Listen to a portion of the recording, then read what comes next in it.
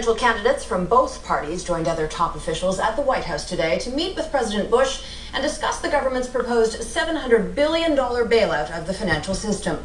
The group spent the day hammering out details on how the money would be used, but some in Washington still think this plan isn't a solution.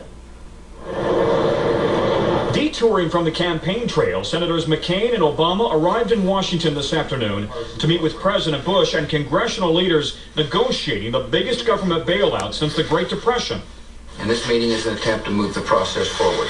But earlier in the afternoon, Democrats and Republican leaders of both houses emerged from closed-door meetings. We've reached a fundamental agreement on a set of principles To say they'd already resolved key issues without McCain or Obama, including congressional oversight of the bailout plan, limits on compensation for executives at bailed out companies, and for taxpayers an ownership stake in those bailed out companies.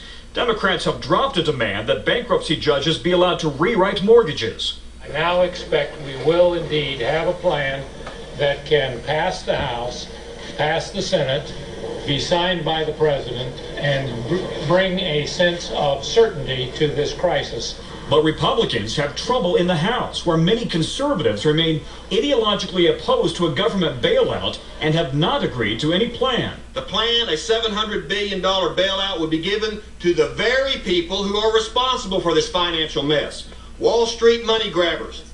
Meanwhile, House Speaker Nancy Pelosi today said once the Wall Street bailout is approved, Democrats want a bailout for Main Street. We intend to proceed with a very lean but important stimulus package.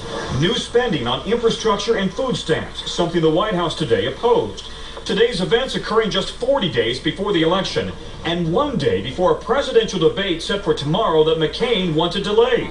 Democrats today suggested McCain wants to riding to the rescue in Washington, where they insist they don't need his help. There really isn't that much of a deadlock to break, but I'm always glad to get to go to the White House. McCain's decision to suspend his campaign and an appearance with David Letterman last night to fly back to Washington may have backfired after Letterman's control room spotted him in another studio with Katie Couric. Letterman wasn't happy.